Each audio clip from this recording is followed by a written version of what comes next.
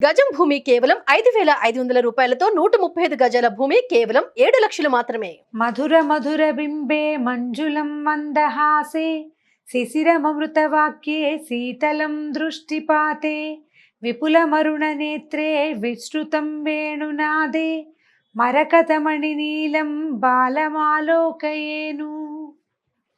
భాగవత కథాసుతకి స్వాగతం. బలరామకృష్ణులు ఇద్దరు పెద్దవాళ్ళు అవుతున్నారు. ఋతువులు గడుస్తున్నాయి, నెలలు గడుస్తున్నాయి, సంవత్సరాలు గడుస్తున్నాయి, మెల్లిగా పెద్దవాళ్ళు అవుతున్నారు. అయితే ఆ సంవత్సరం వీళ్ళు కొంత పెద్దవాళ్ళు అయిన తర్వాత పిల్లలు చూడడానికి పెద్దవాళ్ళుగా మగపిల్లల లక్షణం, చిన్నపిల్లల లక్షణం పోయి మగపిల్లల లక్షణం కనపడేంత ఎత్తుగా కనిపిస్తున్నారట. ఆ కాలంలో మార్గశిర మాసంలో గోపకన్యలు నెల రోజుల పాటు కాత్యాయని వ్రతం చేసుకుంటారు. ఇప్పుడు మనం చేస్తున్నదే తిరుప్పావై కూడా కాత్యాయని వ్రతం లాంటిదే. కృష్ణుని భర్తగా కావాలని ఆండాళ్ తల్లి చేసిన కాత్యాయని వ్రతమే. ఆమె ఈ గోపికలు చేసిన కాత్యాయని వ్రతాన్నే అనుసరించిందని చెప్పబడింది.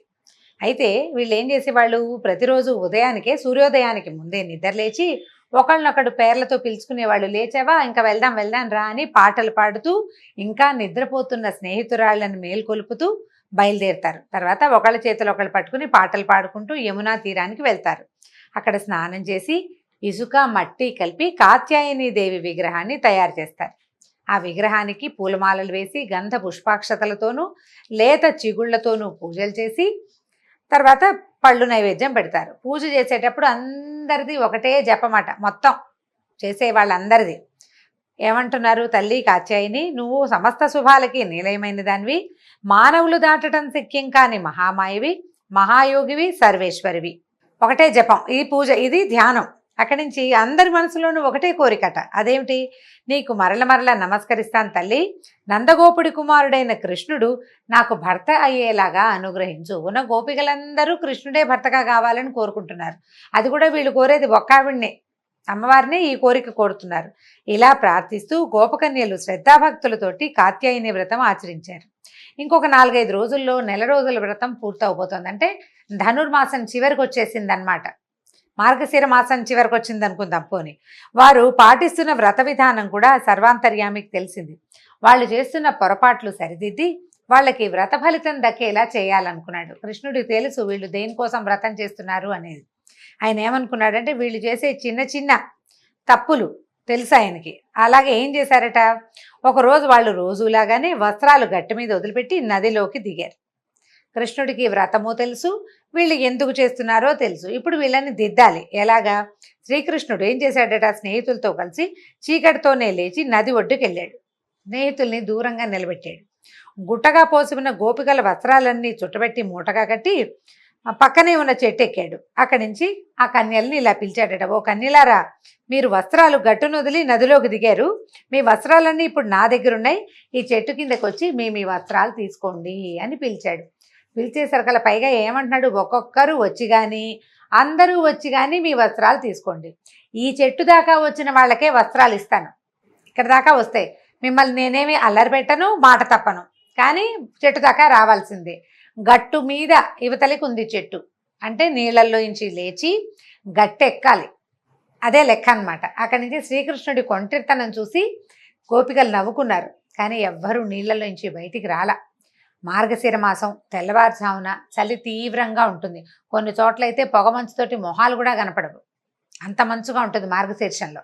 తర్వాత కంఠం దాకా మునిగి ఉన్నారు, మెడ లోతు దాకా నుంచుని ఉన్నారు. అందులో కొంతసేపటికి ఇంకాసేపు గడిచేసరికి ఏదో గబాబా కాస్త నీళ్ళల్లో మునిగినప్పుడు బాగుంటుంది, వెచ్చగా నదీ స్నానం చాలా హాయిగా ఉంటుంది.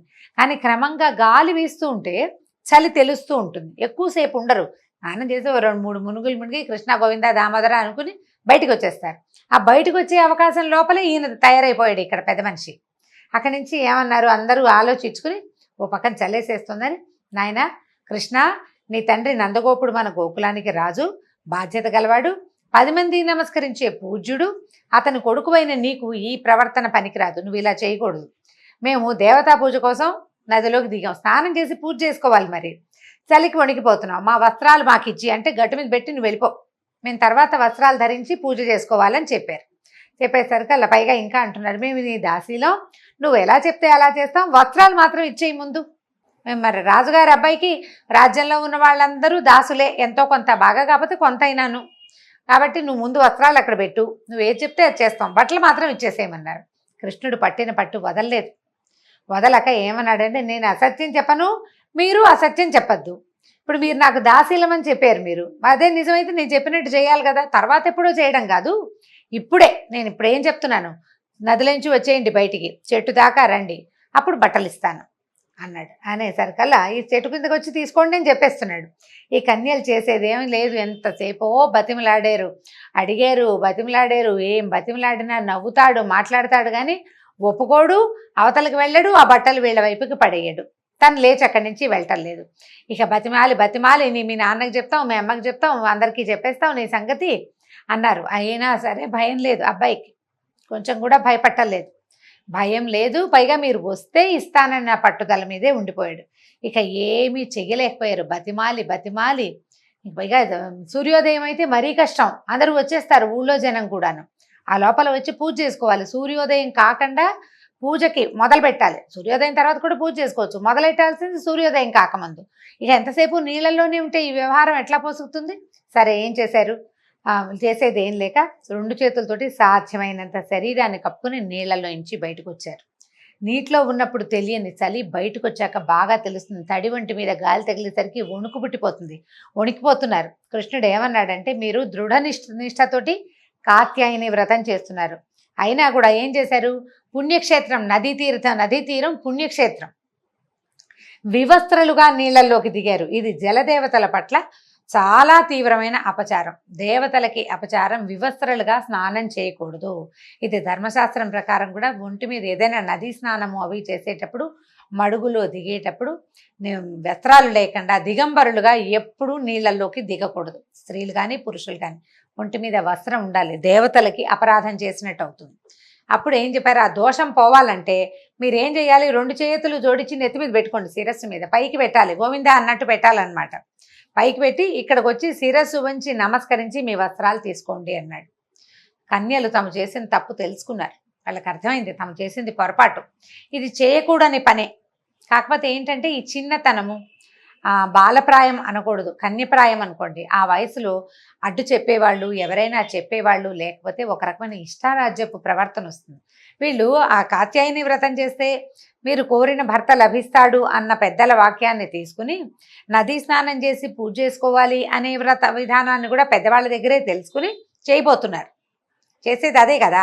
కాకపోతే ఈ పెద్దలు చెప్పే మాటల్లో కొన్ని శుద్ధులు, కొన్ని సరైనవి, ఇది ముందు ఇది తర్వాత, కుడి ఎడమ, ఈ వివరం తెలుసుకోకుండా చేస్తే కనుక ప్రయోజనం లేదు, అపరాధాలకి గురవుతాం, అపరాధం అయిపోతుంది. ఇప్పుడు మనం కూడా చాలా చిన్న చిన్న పొరపాట్లు ఇలాంటివే చేస్తాం. దేవాలయానికి వెళ్ళాలని చాలా చక్కగా శ్రద్ధగా దేవాలయానికి వెళ్తారు, జుట్టు విరబోసుకుని వెళ్ళకూడదు, విరబోసుకుని వెళ్ళిపోతారు. ఏంటంటే ఇప్పుడు స్టైల్ అది, ఇప్పుడు మెథడ్ అది. ఇప్పుడు దేవాలయానికి వెళ్ళాలన్న పెద్దవాళ్ళ మాట ఎంత చక్కగా విన్నారో, ఆ రెండో మాట కూడా సరిగ్గా పవిత్రంగా జుట్టు కొసలు ముడి వేసుకోవాలి, లేదా చక్కగా జడేసుకోవాలి, వస్తువులు ఉండాలి, బోసి చేతులతోటి అట్లాగా బోసిగా మెడ అలంకారం లేకుండా దేవాలయాలకు వెళ్ళకూడదు. అలాంటివి పెద్దవాళ్ళు చెప్పినప్పుడు వీటన్నిటిని కూడా పాటిస్తేనే మనకి ఫలితం లభిస్తుంది. అలానాటి గోపికలకి కూడా పెద్దల మాట పూర్తిగా వినే లక్షణం ఉంది. ఇదంటే కొత్త ఏం కాదనమాట, అప్పుడు ఉంది, మన ముందు యుగంలో కూడా ఇలాంటి లక్షణాలు ఉన్నాయి. వివస్త్రలుగా నదిలోకి దిక్కకూడదని వాళ్ళకి తెలుసు. కాకపోతే ఏంటంటే తెల్లవారుజాము, ఇక్కడ ఎవ్వరూ లేరు, నిర్జనంగా ఉంది, మనమే, ఏమవుతుంది, ఎవరు చూస్తారు అని. ఎవరు చూస్తారని కాదు, చెయ్యకూడని పని చెయ్యకూడదు అంతే. ఎవరైనా చూస్తారని చేయటం, చూడలేదని పర్వాలేదు కాబట్టి చేసేయటము చేయకూడదు. అట్లా ధర్మం ప్రకారం ఇది పనికిరాదు, ఇది శాస్త్ర విహితము, శాస్త్ర విరుద్ధము అని విషయాలు మనకి తెలిసినప్పుడు శాస్త్రరీత్యానే ఎవరికి తెలియదు కదా అని కానీ, ఎవరు చూడరు కదా అని కానీ మన ఇష్టం వచ్చినట్టుగా ఇష్టారాజ్యపు ప్రవర్తన చేయకూడదు. మనం భాగవత రామాయణాది గ్రంథాలు కానీ పురాణాలు కానీ తెలుసుకునేది ఎందుకంటే ప్రధానమైంది ఇది చేయాలి, ఇది చేయరాదు. చేయకూడని పనులు చేస్తే ఎలాంటి దుష్పరిణామాలు ఎదురవుతాయో స్పష్టంగా తెలియజేయడానికి ఈ కథలు మనకి జ్ఞాపకం పెట్టుకోండి. నదీ స్నానం ఎక్కడైనా చెరువులో అక్కడ స్నానం చేసేటప్పుడు వస్త్రం లేకుండా చిన్నపిల్లల్ని కూడా దించకూడదు, పిల్లలకు కూడా వస్త్రం ఉంచాలి. అయితే ఏం చెప్తున్నాడు, దండం పెట్టండి అన్నాడు. దండం పెట్టి నడుచుకుంటూ వచ్చి తీసుకోవాలి. అక్కడి నుంచి కన్యలు తాము చేసిన తప్పును తెలుసుకున్నారు. వెంటనే కృష్ణుడు చెప్పినట్లే అతనికి నమస్కరించి 2 చేతులు నెత్తి మీద పెట్టుకుని వచ్చి దిగంబరంగా కృష్ణుడి వద్దకి నడిచి వచ్చి తమ వస్త్రాలు తీసుకుని దోష విముక్తులయ్యారు. ఇక్కడ చెప్తున్నారు చూడండి, కృష్ణుడు తాము చేసిన తప్పుని దిద్దాడు కానీ తమని చులకం చేయడానికి కానీ ఆట పట్టించడానికి కానీ హేళన చేయటానికి కానీ లేకపోతే అడ్వాంటేజ్ తీసుకోవటానికి కానీ చేయలేదు. ఇది గోపికా వస్త్రాపహరణ పిల్ల ఆడవాళ్ళ బట్టలు దొంగిలించాడు అనేది ఒక ఎంత బ్యాడ్ సెంటెన్స్గా పరిణమించేస్తుందంటే అది అసలు అప్పటికి ఆయన వయసు 10-11 సంవత్సరాలే, పెద్దవాడు కాదు. అయితే ఈ పెద్దవాడు కాని పసిబాలుణ్ణి వీళ్ళు భర్తగా ఎందుకు కోరుకున్నారు అంటే వాళ్ళ మానసిక దౌర్బల్యం అది. ఆయన అప్పటికి చిన్నపిల్లాడే, 10-11 సంవత్సరాలు, కొంచెం ఎదిగిన 10 ఏళ్ల పిల్లాడు. వీళ్ళకి ఏమిటంటే అతన్ని చూడడం, ఆయన లీలలు, అతను కదులుతుంటే ఆయన భగవంతుడు అవటం వల్ల ఆయన యొక్క పసితనం తెలిసేది కాదు, పెద్దవాడుగానే అనిపించేవాళ్ళు. ఇంకా ఈ పిల్లాడు పెద్దయ్యాకే మాకు పతి కావాలని కోరుకున్నారు వాళ్ళు, అదే ధోరణి అనమాట. అయితే ఈ భావాలు గ్రహించి సర్వజ్ఞుడైన స్వామి ఇలా చెప్పాడట, మీ మనసులో ఏముందో నాకు తెలుసు, అది వేరే విధంగా పరిణమించకుండా భక్తిగా పరిణమించాలి. ఇప్పుడు ఎవరెవరి వాంఛలు ఎలా ఉంటాయంటే, మనకి ఇది కావాలి, ఒక వస్తువు మనకి కావాల్సిన విధంగానే కావాలని కోరుకుంటాం, జనరల్గా జరిగేది అదే. అయితే భగవంతుడు ఏం చెప్తాడంటే, ఇక్కడ భగవంతుడు వీళ్ళకి ఒక 10-11 సంవత్సరాల మగపిల్లవాడి రూపంలో కనపడుతున్నాడు. కన్యలకి అతను కావాలంటే ఏమనుకుంటారు, వాళ్ళ మనసుకి, వాళ్ళ వయసుకి, వాళ్ళ ఉద్దేశానికి నేను స్త్రీని, ఈ పురుషుడు నాకు కావాలి, వీడు భర్తగా కావాలని కోరుకుంటున్నారు. ఇప్పుడు ఇలా ఎందుకు కోరుకుంటారు, ఎందుకు చేస్తారంటే వాళ్ళ కర్మానుభవాన్ని బట్టే వాంఛలు, ఆలోచనలు ఏర్పడతాయి. స్త్రీ సహజమైన వాంఛ ఏంటంటే ఒక 14-15 సంవత్సరాల పిల్ల, ఇప్పుడు ఈ కాలం అంటే కొంచెం పెద్దవాళ్ళు అయితే కానీ ఊహలు రావనుకోండి, అప్పుడైతే ఈ పిల్లలు పెద్దవాళ్ళు అయ్యారు అంటే వాళ్ళకి తమకు భర్తని ఎన్నుకునే ఆలోచనలోనే ఉండేవారు. భర్తని ఎన్నుకోవాల్సి వస్తే ఇంత అందమైన వాడు, కంజదళాయుతాక్షుడైనటువంటి ఒక అందమైన పిల్లవాడు కనిపిస్తుంటే వాడే నాకు కావాలని అనుకోవటం చాలా సహజమైన సంగతి.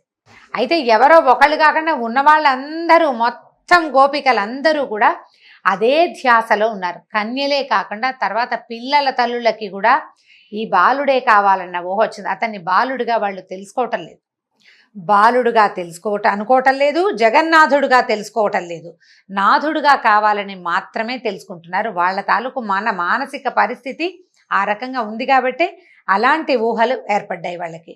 ఈ గోపికా వస్త్రాపహరణం కానీ, గోపికా గీతలు కానీ ఏవి ఎన్నదగిన విషయాలు కావండి. ఇవన్నీ భగవంతుడి వైపుకి తీసుకెళ్లే మార్గాలు. మనసు భగవంతుడిని కోరుకుంటుందంటే మన వయసులో మామూలు సాధారణ వ్యక్తులకి రకరకాలు ఉంటాయి. మా పిల్లలకి చదువు, మా భర్తకి వ్యాపారాభివృద్ధి, మా అమ్మకి ఆరోగ్యం, ఎన్ని ఉంటాయండి మనకి కోరికలు. పిల్లలు చదువుకుని బుద్ధిమంతులై బ్రహ్మాండంగా ఉండి బాగా చదివేసుకుని బోల్డెన్ ర్యాంకులు వచ్చేసి, ఆ తర్వాత సీట్లు వచ్చి, ఆ పైన ఉద్యోగాలు వచ్చి, ఏ అమెరికావో ఆస్ట్రేలియావో వెళ్ళిపోయే అవకాశం వచ్చి, పిల్లలు బాగా సంపాదించుకుని ఎంత ఊహ చేస్తాం మనం కదా. అవన్నీ ఇస్తాడు ఆ దేవుడు, వరుసగా ఇస్తాడు. ఇప్పుడు మన వాంఛ ఏమిటి, మనకు తెలిసిన ఊహ నుంచి మనం ఆలోచిస్తాం. మనకు కూడా 1,00,000 ఉంటాయి, ఎన్నో కోరికలు ఉంటాయి భగవంతుడి మీద. మన కోరికలన్నీ లిస్టు చదివి చెప్పుకుంటాం. నువ్వు చదివినా చదవకపోయినా జరగాల్సింది జరక్క మాందు, ఎలాగూ జరుగుతుంది. ఇవాళ రోజున 5వ క్లాసులో ఉన్న పిల్లాడు 10 ఏళ్ల తర్వాత ఏ క్లాసులో ఉంటాడంటే లెక్క చెప్తాం, కానీ మనకు పరిస్థితి తెలీదు. దాని మీద మంచి ఆలోచన పెట్టుకుని అట్లా కావాలి, నా పిల్లాడు ఇంత బాగా పైకి వెళ్ళాలి, లేదా నా కూతురు ఇట్లా చక్కగా మంచి వరుడు రావాలి, లేకపోతే నా కూతురే డాక్టర్ అయిపోలేదా, కలెక్టర్ అయిపోవాలి, బోలెడని ఊహించుకుంటాం. ఊహకేముంది, ఇవాళ 5వ క్లాసులో ఉన్న చిట్టి పిల్ల, 2 జళ్ళు వేసుకుని చిట్టి పాపాయి రేపొద్దున కలెక్టర్ అయిపోవాలన్న ఊహ మనం చేయటం లేదు. అలాంటిదే వీళ్ళు భర్త కావాలని కోరుకోవటం కూడా అదేమి విచిత్రము విశేషమైనది కాదు, ఆ కాలానుగుణమైన కోరిక అంతే. అక్కడి నుంచి చూడండి ఈయన ఏం చెప్పాడంటే, ధాన్యపు గింజని ఉడికించినా వేయించినా మొలకెత్తదు, ధాన్యాన్ని పచ్చిగానే ఉంచాలి. అది అలాగే భగవంతుణ్ణి మనసులో నిలుపుకున్న వాళ్ళు అతనితోటి సంసార భోగాన్ని అనుభవించాలని కోరుకోకూడదు. ఇతన్ని భగవంతుడుగా తెలుసుకోకపోవటం వల్ల, భగవంతుడని తెలియకపోవటం వల్ల అతని దగ్గరున్న లీలల్ని చూసి వీళ్ళు మోహపడుతున్నారు. కానీ ఈ లీలలు చూపించేవాడు సాక్షాత్తు పరంధాముడని, మనని సృష్టించినవాడు, మనని బతికించేవాడు, రేపొద్దున మనని లయించేవాడు కూడా ఇతడేనని తెలుసుకోకపోవటం వల్ల వీళ్ళు ఇలాంటి ఆలోచన చేస్తున్నారు. అందుకని కృష్ణుడు ఏం చెప్పాడంటే, అమ్మా ఇవి నన్ను మనసులో నిలుపుకున్న వాళ్ళకి వేరే ధ్యాస ఉండదు, ఇతర ధ్యాసలు ఉన్న వాళ్ళకి నేనే భగవంతుడిని తెలియలేదని అర్థం. కాబట్టి మీ వ్రతం ఫలించింది. మీ మనసులో ఉన్న భావనలని నేను పోగొడతాను, కామనలని కోరికలని నేను పోగొడతానని చెప్పాడు. మీరు గోకులానికి తిరిగి వెళ్ళిపోండి ఈ గోపకన్యల్ని పూజ చేసుకున్నాక ఇంటికి వెళ్ళిపోమని చెప్పాడు. ఈ గోపికలు కృష్ణుడి పాదాలని ధ్యానిస్తూ వెళ్ళిపోయారట. దీంతో భాగవత్ కథా సుధ ఇవాళకి సమాప్తం. రేపు ఇంకో కథతోటి కలుసుకుందాం. నమస్కారం.